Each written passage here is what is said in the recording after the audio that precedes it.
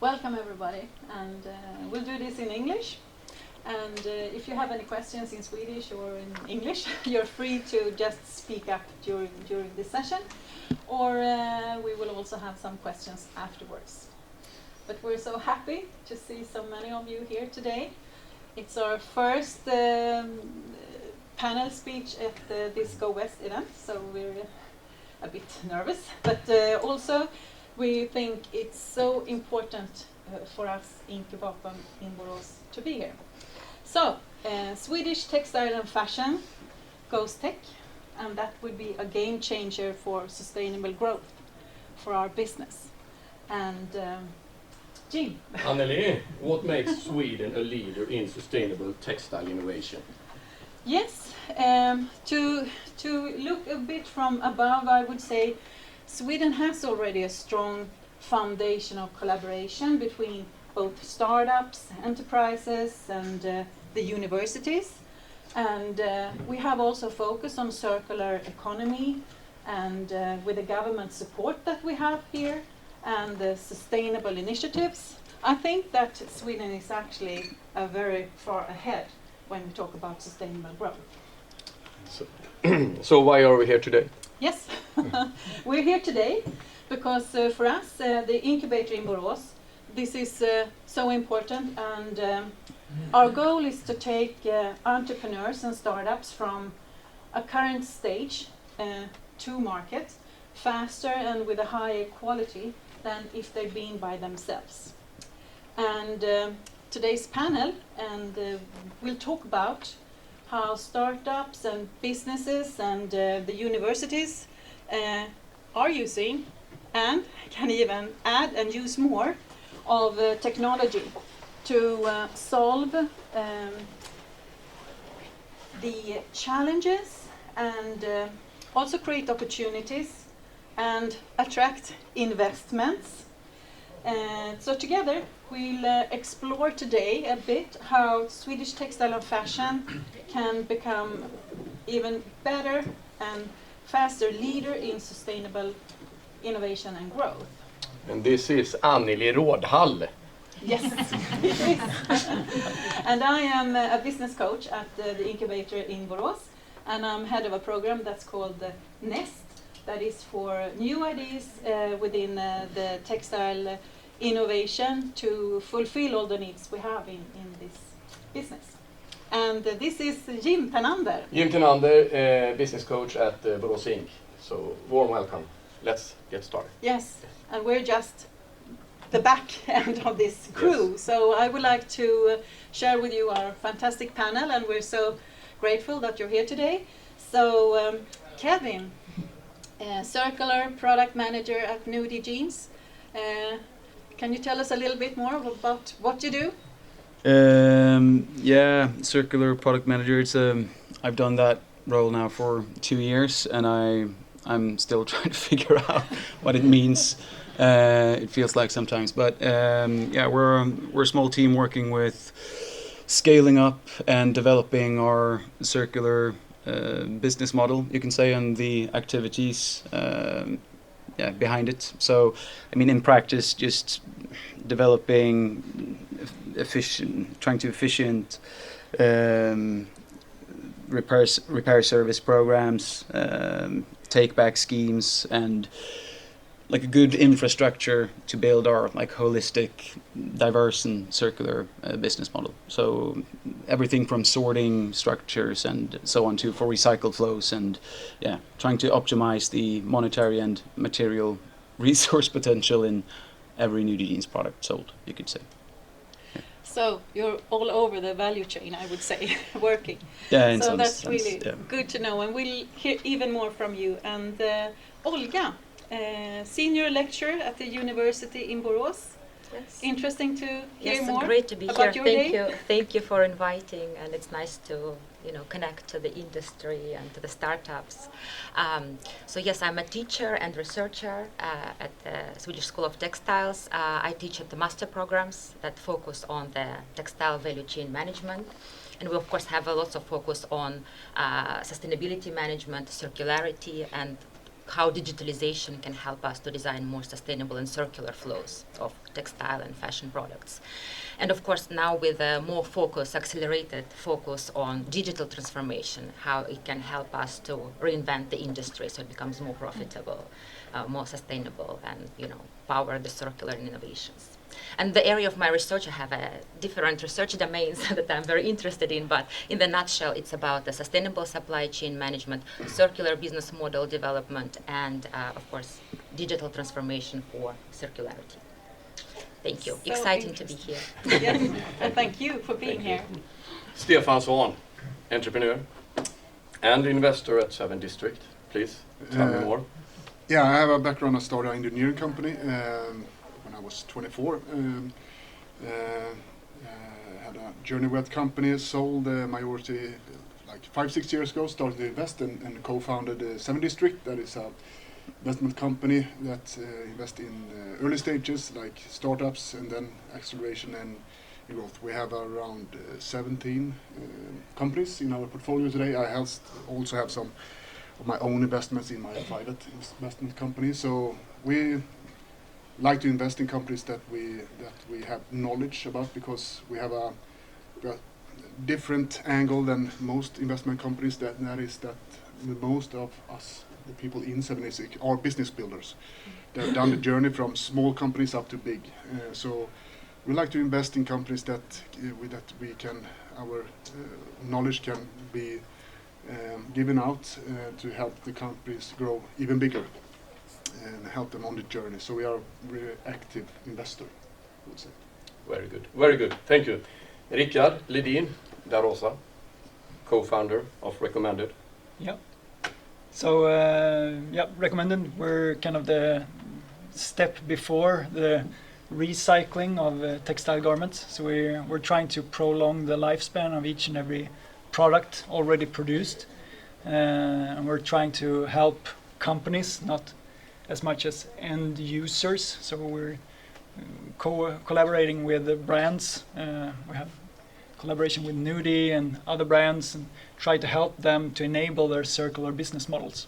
And what we're trying to do that maybe differentiates us from other actors in the market is that we try to create scalable and automatic solutions that can kind of create this business solution that enables circular business models that is actually profitable both for us and for our customers. Very interesting. Let's talk more about that. Annelie? Bridges over to technology and Yes. AI. That's needed to reshape, I would say, the industry, textile and fashion. So both technology and AI is helping to automate, as you said, both Kevin and Rikard, processes and reduce waste. That is a high question right now. And to develop also sustainable materials. That's also one thing that we need to look into. So AI can optimize the production, minimize environmental impact, and digital tools can also support to make supply chains, as we also talked about here, more transparent. And that's also something that will be legalized in short time. So technology changing textile industry. Kevin, at Nudie Jeans, you focus on making your products more circular and sustainable. Can you give an example on how you use technology to scale your work and make it more impactful? Yeah, it depends on what part of the supply chain you look at, I'd say. And I'm no tech expert in a sense, so I will probably learn a bit being here too. But I mean, if you look at upstream supply chain and like laundries for denim, for example, I mean, tech for measurement tools, like keeping track of like water data, chemical usage, and so on. In that sense, which I'm not very involved with, but I mean, just as an example.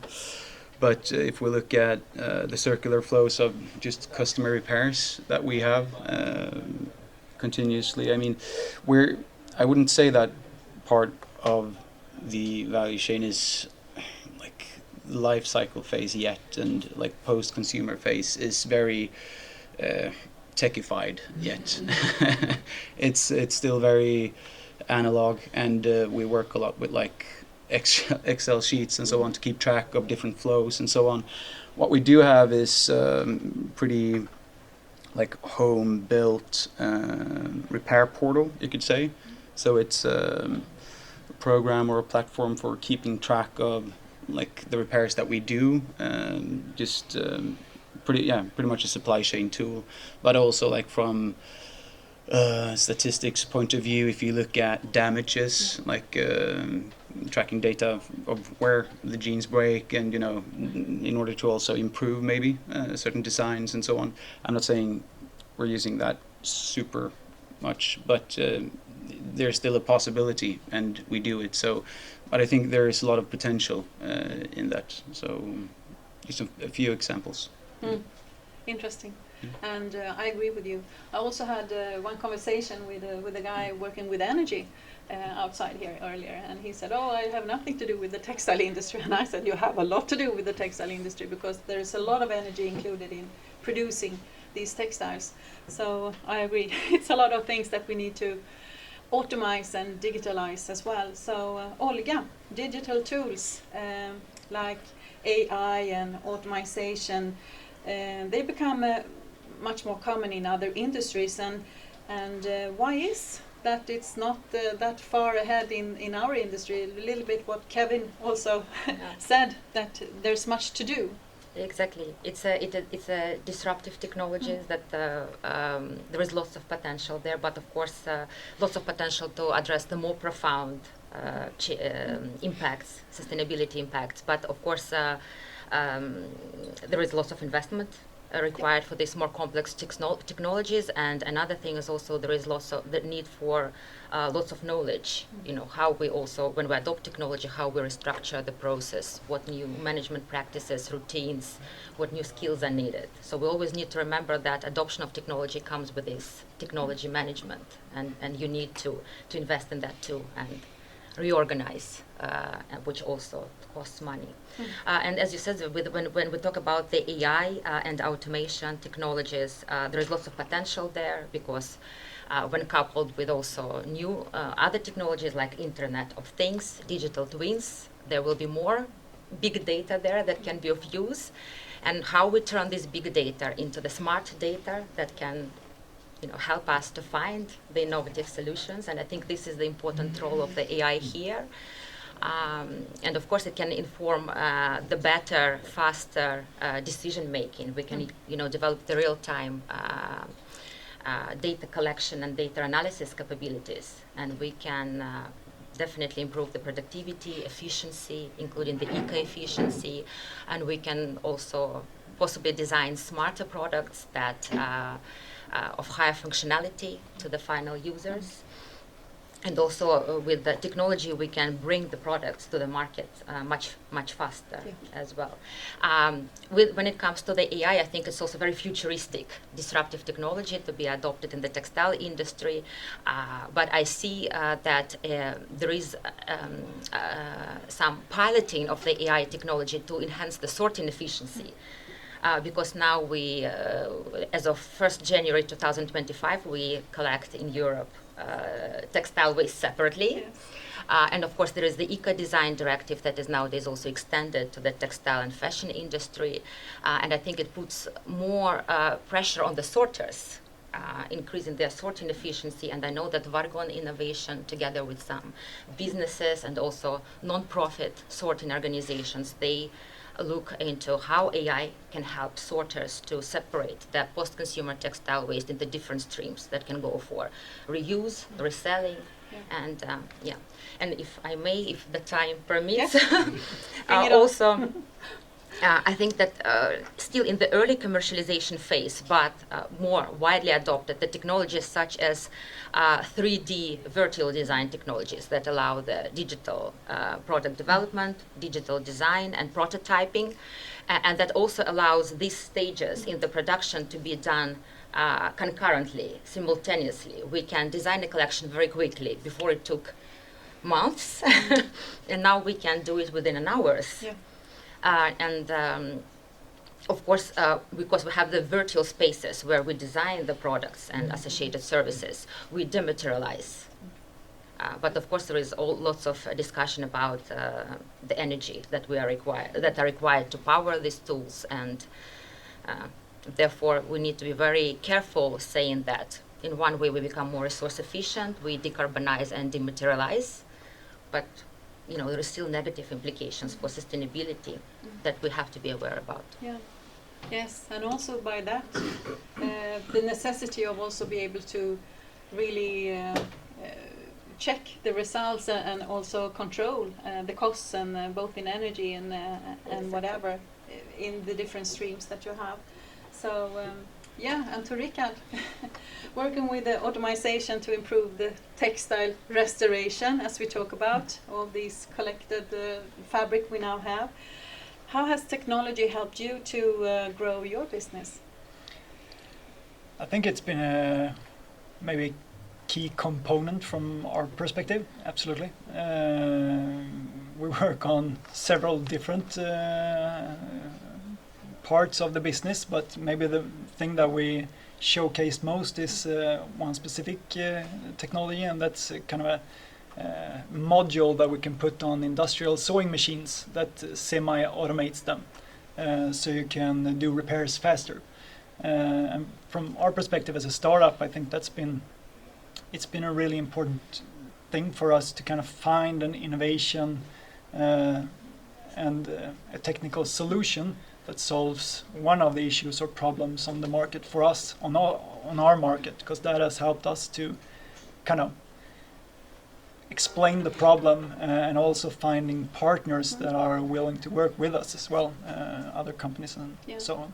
But we've also worked a lot with other parts. We also have a digital twin that you mentioned that we work on, since we want to kind of scale this company pretty fast, and we want to build a hub that can support maybe bigger brands that need the flow of maybe, say for example, they need 2 million garments each year.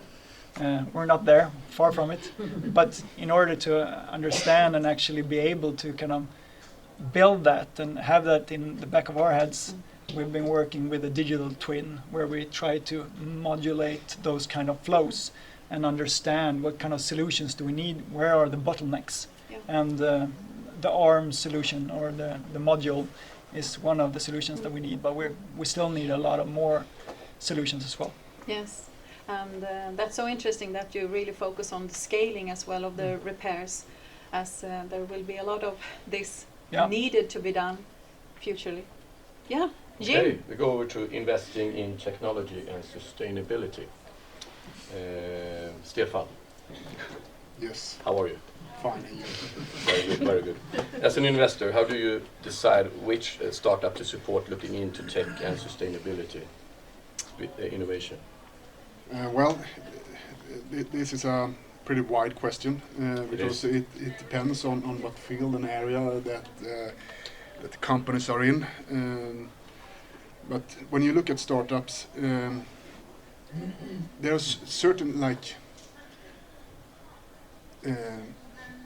things that you have to have in place to invest. One is that if you invest in a company, in a startup, the return of the money for the investor, because that's what we do. We invest in companies, we want them to grow, we want to get money back. Yes. And if you are in the startup area, because that's one thing that if you have a startup and are looking for money, you have to do your research and go to the investment companies or business angels or whatever that invest in those early stages, because not everybody does it. So you have to do some homework to research before. But if you just take like this, if you invest company in an early stage, it's a huge risk. You have to have and then you have to have a huge return. That's how that thing just works. So you have to have a product, service, or in an area that the area is growing a lot. The business trend is really good. It's a growing market. Or you can have a disruptive way to change a behavior on the market. So you can alter the way that you do things, so you can have a huge chunk of an existing market. And the technology thing, like in all our portfolio companies, we have AI in every board meeting. How do we relate to that? What are we going to do with it? In which time and in what area? Because every company can use AI. So you have to be really adaptive, like spending a lot of time of doing budgets. The only thing you know if you do a budget for next year is it's never going to be correct. So why spend time on doing that instead of working with like 3 months forecast? How does it look? And work in a longer perspective to see how you can build your business. But you have to be aware of what's happening. And then you have to be aware and have some knowledge of what things are. For like 5 years ago, everybody was talking about IoT. Oh, IoT is going to be the next big thing and everything. Well, IoT is just stupid sensors that are in the society today. Yeah. It can be like a camera, or it can be a fire detector system, or it can be if you measure the water in a switch or whatever. It's just a stupid sensor that collects data, and it's the thing with the data that you have to collect. And that's a thing that you should look into really early in your business, that if you work in a tech area, secure that you can collect the correct data and store it in the right way. Then you can have a lot of leverage later on.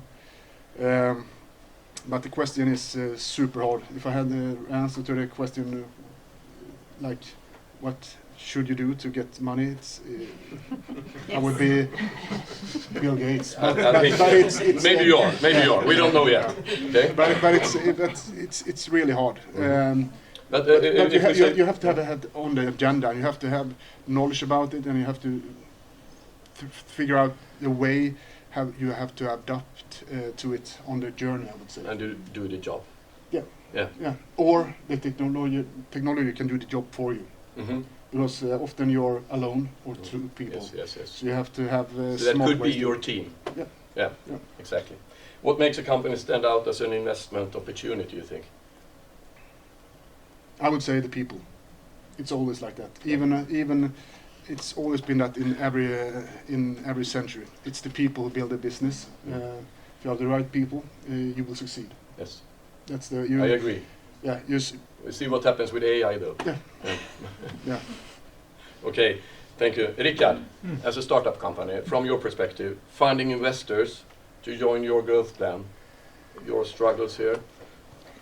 Do some research. Yeah, exactly. Talk to a few investors. It's talk to a lot of investors and do a lot of research, I would say. But also trying to find, kind of the right fit as well. I mean, I heard in the beginning for us, we got the advice that you need to talk to like 100 investors to find a match, and I think that's pretty true. It is, yeah. Okay.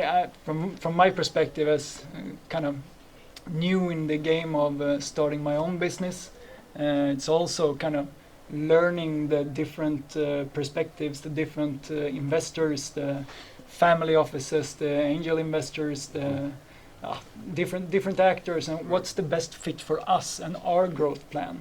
That was really important for us as well before we actually kind of started narrowing down what was actually the best fit and what we actually wanted. And I think from our perspective, what's been really important to kind of learn that and kind of starting to narrowing our scope down is also to have kind of the right advisors or the right people around to talk to, but also not being afraid of kind of asking dumb questions a lot. That's good. Yeah. That's why we are here, asking dumb questions. Yeah. Can I add one thing? Yes, of course. Because I think that this is super interesting, because when you're looking for money in startups companies, it's really good when you have a clear vision, because when you start up a company, you have to be like multi-talented. You have to be the CFO, you have to be CEO, you have to be the business developer, you have to be everything, and Clean the toilet. and you can't be good at everything. Yeah. So what's the boring part of the things that you do the daily business, and you can get away and starting to find the investor that has a lot of experience and knowledge and or network that can help you with that, and if you can get money as well, that's good. So I think you do that roadmap and say, okay, I want you to invest because of this and this and that. So because it's really hard in the beginning. Yeah. Very good answer, that you said that, because that was kind of an answer of my next question. Sorry. No, perfect match. Yes. Annelie. Question to any of you then. What can the textile and fashion industry do more to attract investors to invest in new technologies? Maybe Stefan. Maybe me. Well, I think it's really good that I'm in this panel because I have no clue, because this is not my field, I would say. But if you look at the fashion industry or in a whole, it's a super interesting area to invest because it's so big, and it's all people. Well, hopefully, will always have clothes on. So it's a growing market because now, well, the population is not growing as much as it used to, but still the market is huge. So if you can get a small footprint in that or a market of that, it's really interesting. But it's also it's a jungle because of all the regulations and everything and trends, and it's very competitive. So I think it's really hard. So you have to be unique. If you can now tech is super hot on the market. Everybody's talking tech and want to invest in tech. So if you can have that in the cocktail of the ground business or doing platforms, that software platforms or something like that, or logistic flows that you can improve things. I think you have to do something kind of radical also, but still a good designer can build a brand of no technology and will be super big. So it's really hard. So I think for an investor, if you're going to invest in this area, you have to have the special knowledge and have done some journeys by yourself before to succeed, because you have to have that really good feeling of what's right or not. It's not the answer of the question because I don't have the answer, but it's just my point of view.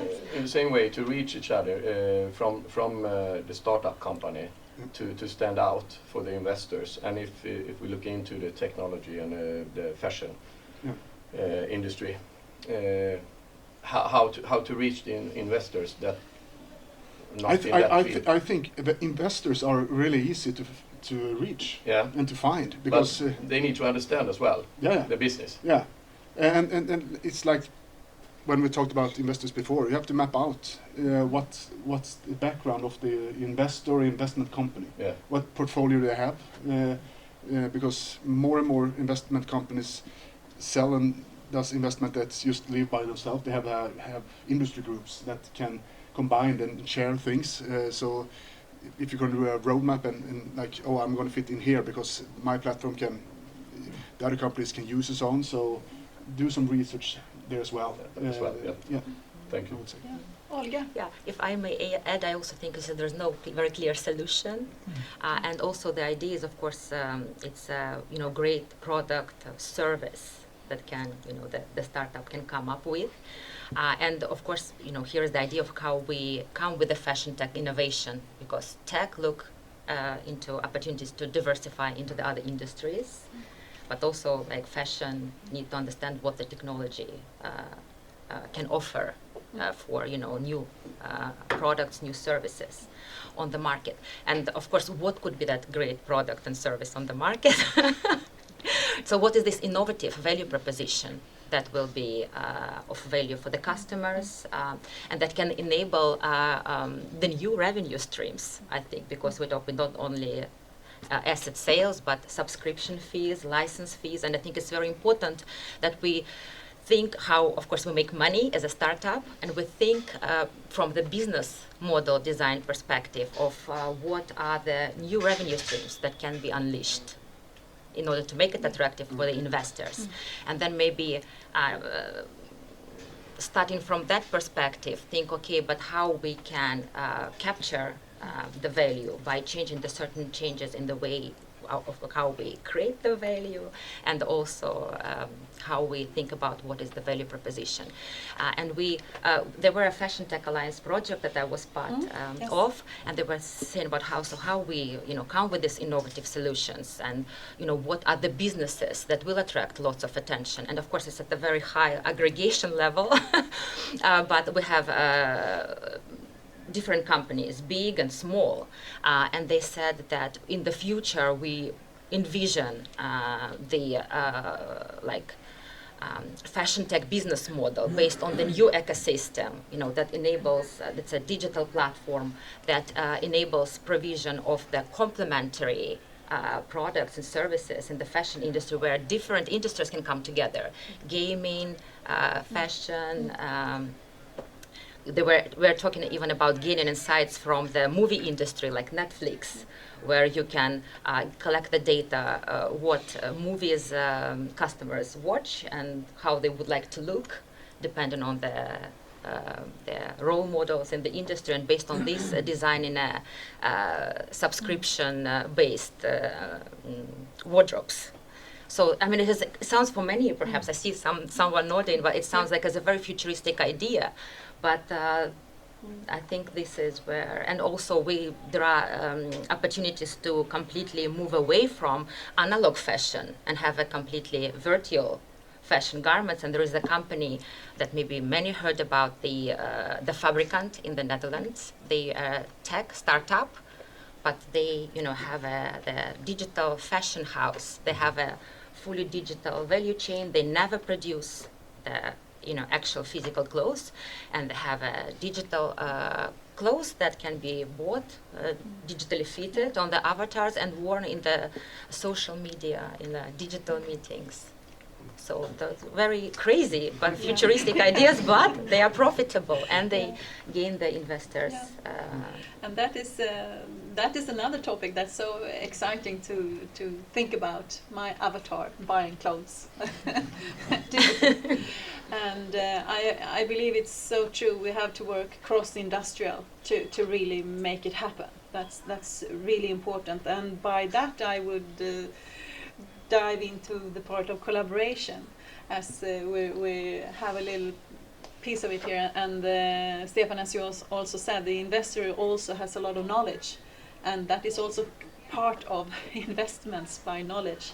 So Kevin, for Nudie Jeans collaboration, you work a lot, collabs, and of course you need to do that because you want to scale faster and bigger.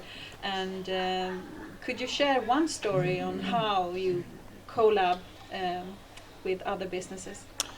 Yeah, in terms of circularity, I mean, obviously, as you heard, we have the RecoMended partnership and collab, which is still quite young but promising. So that's more innovative, I'd say, trying out new things and best practice for different refurbishment methods and so on. But then if we look back on already established and scaled to some degree partnerships, we have like bigger repair partners, and especially one called ACS located in Glasgow. So for our UK market, maybe everyone's not aware, but we have this free repair service for customers' jeans in our stores, and we have always done them in that store. But the stores have limited space, of course, and resources and so on. So we started to this new partnership where they have like industrial capacity, you could say, to do repairs. So we do shipments like every week from the stores to ACS. They do the repairs and send them back. So this is one way for us to like just explore a pretty like traditional service, I'd say, but also for like the activities which are prolonging the life of garments, and now they're going to do the same thing but with reused products, so like refurbishing old traded in post-consumer garments,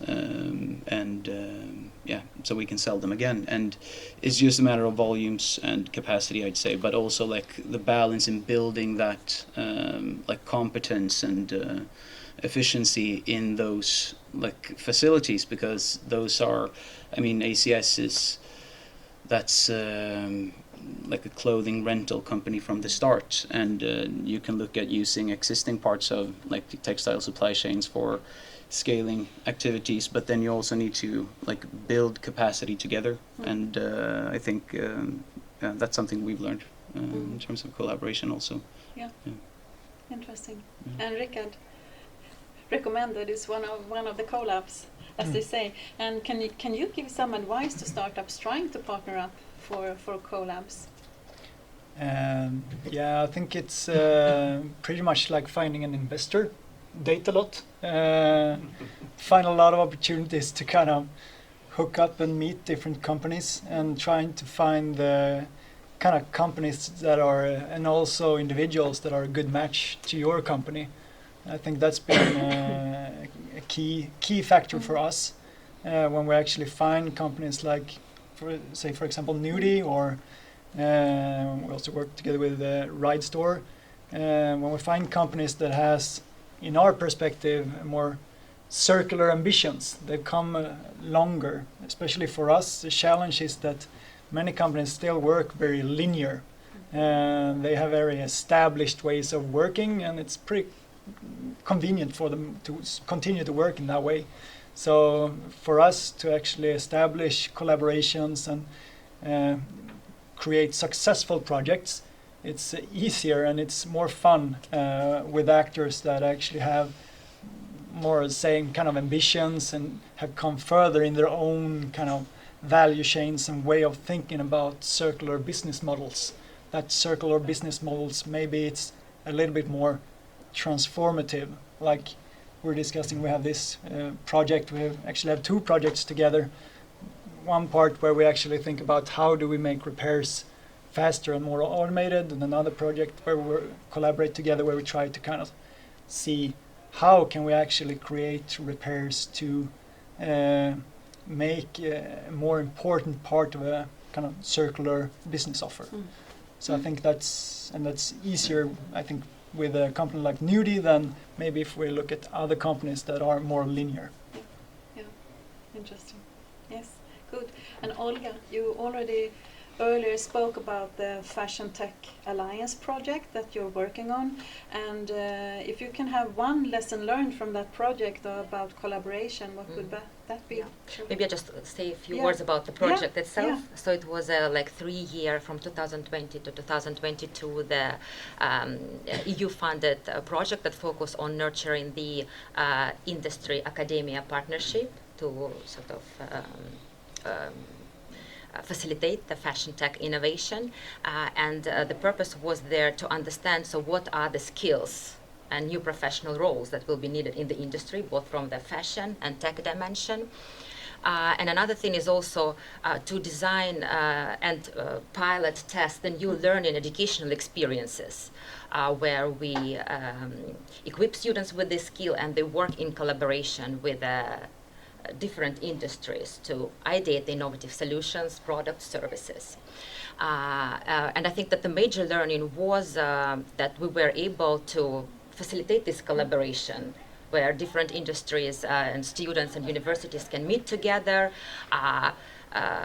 start talking the same language, because that's always the problem. I think that you might think about many specialized skills and roles that you need for the fashion tech industry, but still the major challenge and the major skill and capability is collaboration. That fashion people can understand the people from the tech domain, tech people can understand the people from the fashion domain. And I think that this was, we designed the courses where we work together with the industry to formulate some business challenge that they experience, and industry were coaches, they were tutors in the course, not only us as the teachers from the academia, to help students to come with some solution that has a technology side to it, business management side to it, and also design side to it. It was a very complex project. It's very difficult to explain it in the very detail, but I think that it was also challenging to get everyone on board because it requires a big coordination effort, requires lots of time also on behalf of the industries to participate in it. But we made the evaluation and assessment of these learning experiences, and definitely it was the great place for incubating and testing the innovative ideas. It provided industry with insights of what is possible now and in the future. And also it gave the idea for the universities and students what are the skills, how they can be developed, and how we can also equip students with those skills so that they can successfully enter the fashion tech job market. And I would definitely say that, this focus on developing collaboration skills and capabilities is of major learning. And if someone is interested in the specific skill sets and professional roles, you can go to the Fashion Tech Alliance website and look in the details. Otherwise, it will be too much to talk about. Yes, we'll get back to that. Talking about sustainability, that's also one of the actual ground things that we are talking about. We need to step up here in our business. So, Stefan, many think that sustainability is expensive, and we've also seen some rental businesses and so on that's failed trying to get in the fashion industry, and it's hard. Some think it's hard to make profit out of being sustainable. And in your opinion, how can sustainability be a strong business case if you look at it from the investor perspective? Yeah, I think it's a really divided question, because it's if you look at in a way of timing. Always when you have regulations that changes the way that things used to be done, the customer has always a hard time to adapt to it. It's been the same with the eco-friendly food. It's more expensive. When people go to a shop, they don't buy it, and people are like, human beings are afraid of change. The first thing that people do when they hear change, it's going like this. It's a natural behavior, so it takes time. So it's, if you look at investor point of view, it's always a timing of the thing. It's not necessary that the businesses has been bad or doing something wrong. It can be just a timing question. It's many great companies has been failure because they were too early. The other thing is, like, if you talk to a company and they talk about sustainability in a way that okay, we have to adapt to it. It's just a necessary evil to be relevant. Then you have a problem, because then the approach to the thing is the approach to it is not sincere. It's always going to be in the back seat of the car driving, and it's going to crash.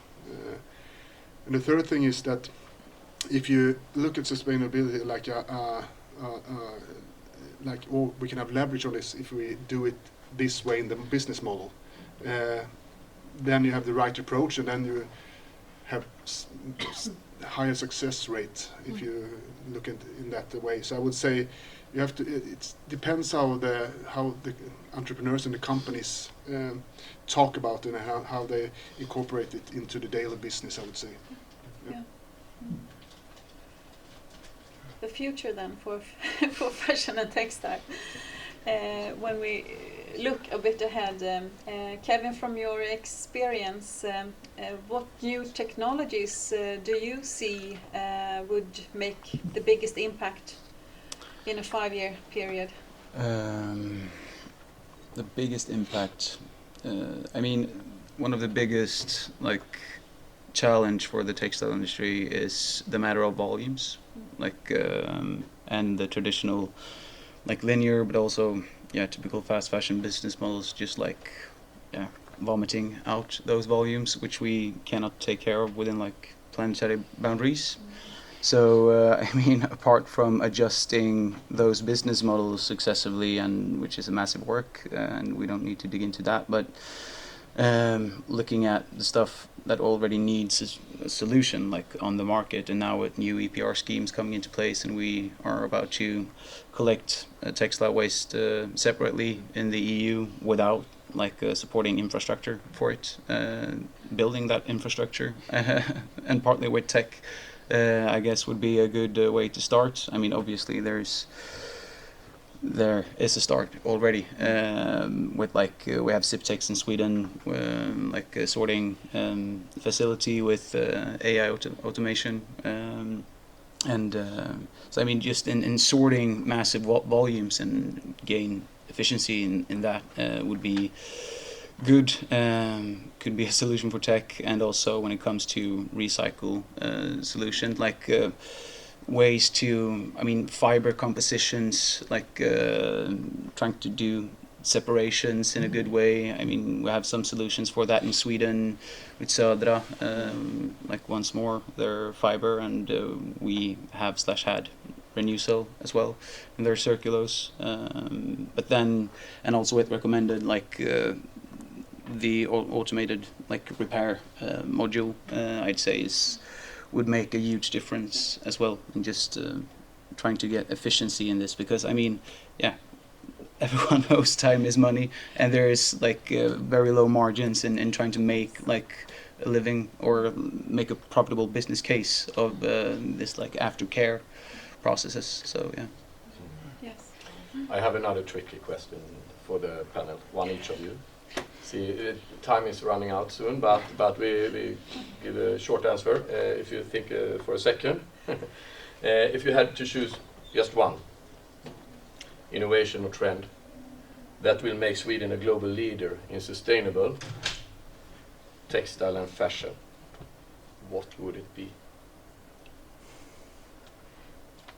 That was a short answer to that one. It's not easy. No. I can start. I don't know if it's a trend, but I would say collabs. Okay. So from our perspective, Yeah. we want to be specialists in kind of restoring garments, but we're just a small part of the value chain. So we need a lot of collabs in order to actually enable the kind of circular business models that we aim for. So we need a lot of collabs everywhere in the value chain. Very good, very good. Thank you. Yes. Just Olga. I completely agree, and as a big banner trend, digitalization for circularity. Yeah. Where we have, as you said, use this digitalization to increase the efficiency in sorting and create this reverse flows of materials, so we can use the textile waste as a source of the new raw material. Yeah. But I also want to still emphasize that we talk about circular as a solution for stopping the trend of the resource depletion, and that we need to reuse and repair.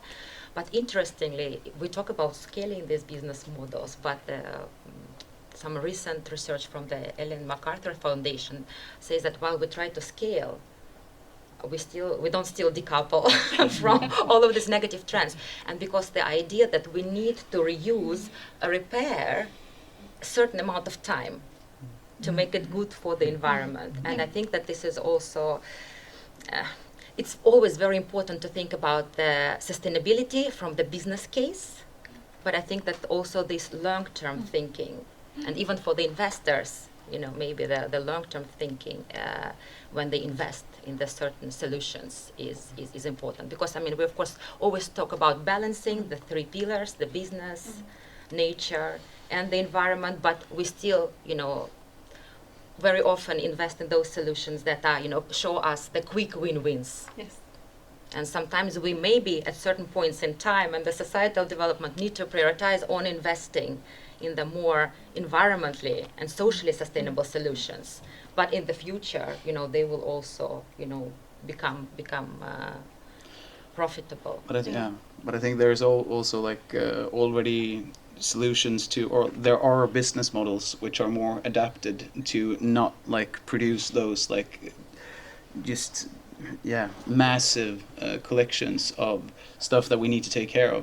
So I mean, if the CEOs and like investors or shareholders aren't willing to like just maybe earn a little less money, I'd say, for like speaking volume wise, and more quality instead of quantity. I mean, everyone knows it's possible to do less, but the question is also very financial. Like, Absolutely. Yeah. Big dilemma. Big dilemma. You have something to add? Yes. No, not because Not now. this is not my field. But I will have to say, like, I think if you look at Europe, you will have to spend ton of money into research in the next couple of decades, because we are lagging behind from US and Asia. So this is a field that I think the governments have a big responsibility to put in a lot of money to increase and push this forward. It should not be the companies that suffers and take the loss of it. We have to have a broader engagement from the governments in Europe. Yes, that's for sure. Thank you so much. Thank you very much. Inspiring. Thank And